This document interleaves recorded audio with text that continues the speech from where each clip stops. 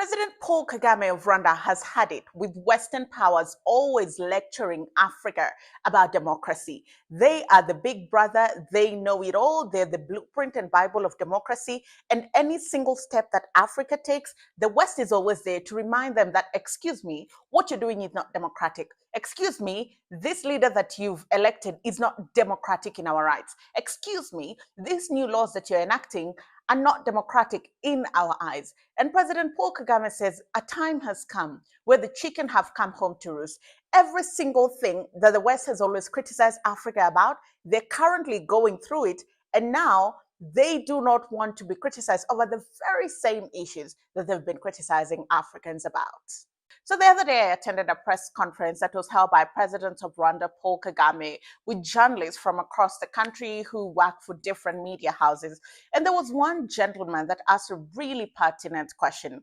And he worded it really well, and he laid great background to this question. He said, currently we're seeing Europe and the US, just the global north essentially, struggling with the very same things that they've always harshly criticized Africa about. Let's put this into context for you. Take a look at a country like Germany, yeah?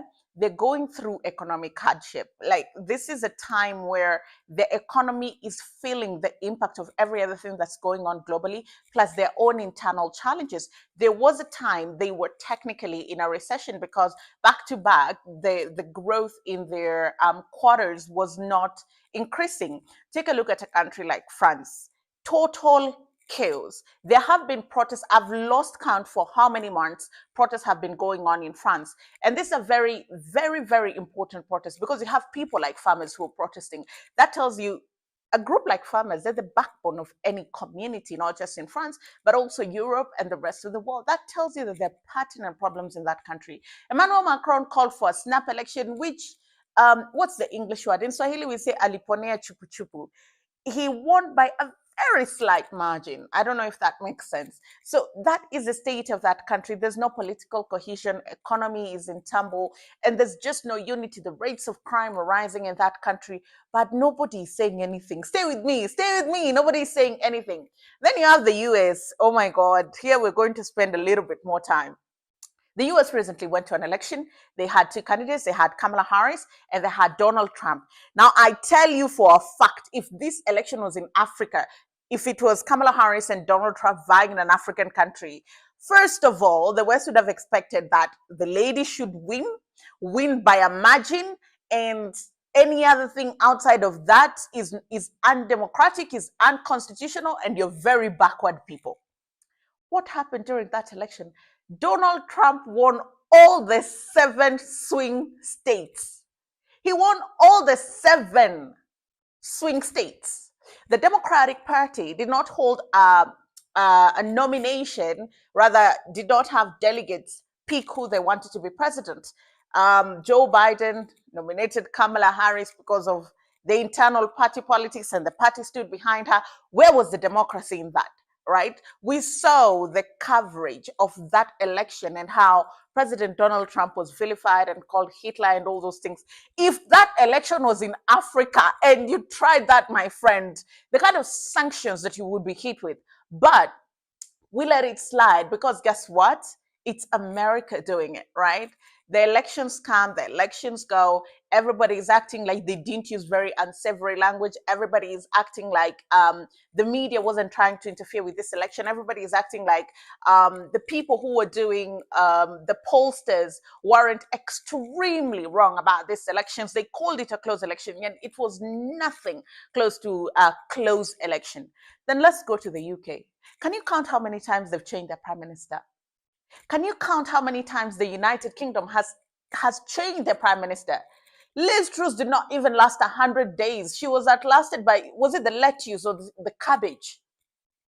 That is the state of that country. Now they have Kemi Badenoch, who is fighting illegal immigration, yet Brits are fighting her, calling her an immigrant because she is Black, of Nigerian descent, and only went to the UK as a teenager. Don't you see the correlation here? That currently the West is undergoing the same turmoil, political, economic, social, that Africa has always struggled with. Democracy is not perfect, it's always a work in progress, right? But one way or the other, Africa has always been vilified for going through that process. Africa has always been looked at as less than because they're being patient with democracy, because they're asking questions, because they're not content with the outcome of democracy. And the military leader of Guinea once put this, is it Guinea or Gambia? I think it's Gambia. He really put it really well. And he said, at the United Nations General Assembly, he said, you are asking us to adhere to democracy, but where did this democracy come from? This is your democracy. You're asking us to adhere to your own democracy. Now, a time has come where the owners of democracy are unable to adhere to their own democracy. I'll take you back to when President Joe Biden beat Donald Trump. Do you remember the insurrection on the 6th of January? Americans always want the rest of the world to move on, act like nothing happened. And if you discuss it, it's in the American context. It's only Americans who have the right to discuss it. But the rest of the world doesn't have a right to have a voice. But somehow, these guys, any small thing that goes wrong, they're there to judge you, to tell you exactly what you should do. And I feel like because President Paul Kagame has had quite a push and pull with the West, he's not their favorite. Neither is he their worst, because I mean his track record speaks for itself. You cannot deny the fact that he runs a safe country, he runs a clean country, he runs one of the fastest growing economies in sub-Saharan Africa. They manage their finances really well. There's no government bureaucracy, corruption is near zero. And they're focusing on fundamentals, infrastructure, electricity, water, education, healthcare. These are things that they're visible. So you might hate the man because he's been in power for close to 2 decades, but you cannot hate the work that he's done for his people. And so I feel like this was such a sweet moment of him to take a shot back at the people who've always been very harsh critics of his leadership,